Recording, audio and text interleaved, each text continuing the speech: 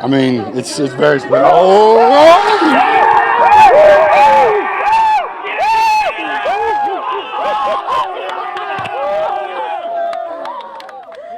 Don't worry, no cameras were harmed in the making of that video. Listen, there is no love lost between Baylor and McCallie.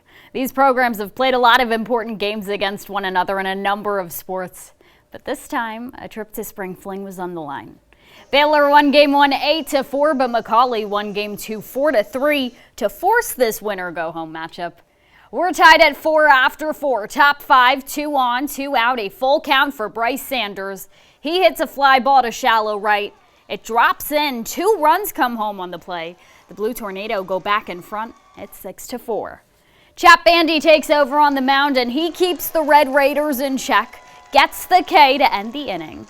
Baylor ends up evening the score in the bottom of the 6th with a bases-loaded walk and a wild pitch. Still no outs. Graham King hits a sac fly to left field. Big Red takes their first lead since the first inning.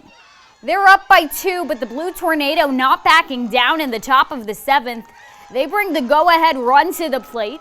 Nelson McKnight comes in to get the final 2 outs. He gets the first, and he gets the second. A strikeout looking. Game over. Baylor survives and advances to the Final Four. They rally several times and ultimately take down McCallie 8-6, the final score. We were just waiting on them to throw us something. Our coaches preach, like, don't give up. You know what I'm saying? Like, just let it come to us. And, they were struggling a little bit, and we kind of took advantage of that. So, it's a great night tonight, but after the night, we got to log back in. And, we got a bigger goal than just beat McCallie in the quarterfinals. Pressure's a privilege. They always say pressure's a privilege. So I'm going to go out there with pressure, but no, it's a privilege to have this opportunity to come out here and fight against that team, a great team.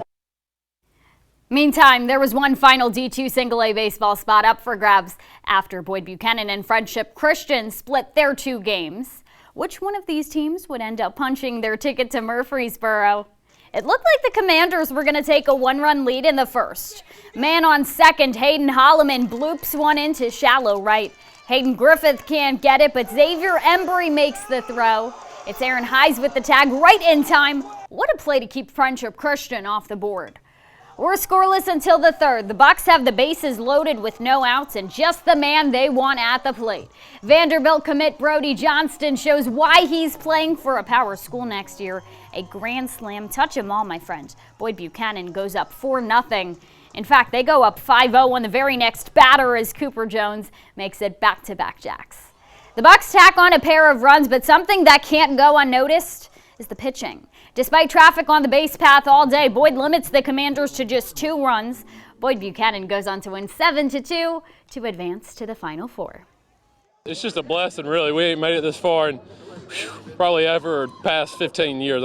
Just do it with these group of guys, too. It's been awesome, and we're ready for the ride. I just went up there thinking hit a backside line drive, just try to score at least 1 run, but ended up being a home run, and you can't complain about that. So obviously Boyd-Buchanan and Baylor are headed to Spring Fling. So are South Pittsburgh and Signal Mountain, as are the Baylor, Silverdale, and Meigs County softball teams.